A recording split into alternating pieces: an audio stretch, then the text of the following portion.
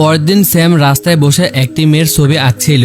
হঠাৎ তার রং ফুরিয়ে যায়, নতুন রং খুঁজে পায় না। তখন মনে করে গত রাতে এলিয়েনদের স্পেসশিপ থেকে একটা অদ্ভুত কলম পড়েছিল।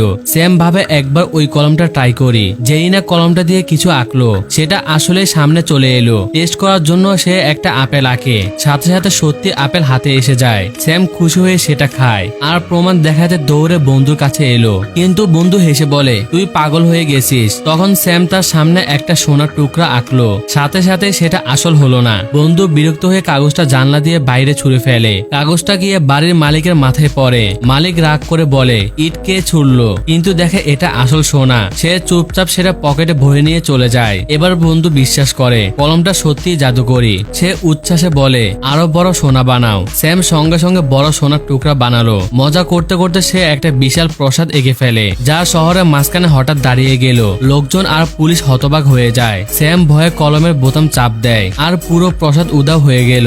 সবাই অবাক হয়ে যায়। ঘরে ফিরে বন্ধু বলে চল এবার কোটি কোটি টাকা বানাই। বন্ধু চেষ্টা করলো, কিন্তু তার দ্বারা হলো না। স্যাম আঁকলো আর সঙ্গে সঙ্গে পুরো ঘর টাকা দিয়ে ভরে যায়। তখন বাড়িওয়ালা ভাড়া চাইতে এলো। স্যাম আর তার বন্ধু জোকারের মতো পোশাক পরে বেরিয়ে আসে। স্যাম নোট ছুড়ে দিয়ে বলে একসাথে 100 বছরের ভাড়া দিয়ে দিলাম। বাড়িওয়ালা হতভম্ব হয়ে গেল।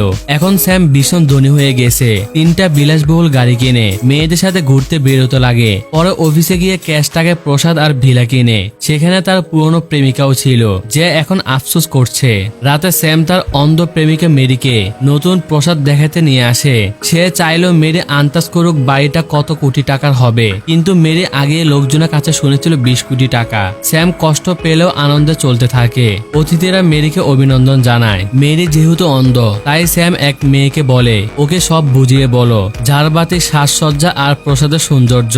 এরপর সবার সামনে স্যাম মেরিকে বিয়ের প্রস্তাব দিল, কিন্তু মেরি না করে চলে যায়। স্যাম অবাক হয়ে জিজ্ঞেস করে তুমি কি আমাকে ভালোবাসো না? মেরি বলে ভালোবাসি। স্যাম বলে তাহলে সবার সামনে না করলে কেন?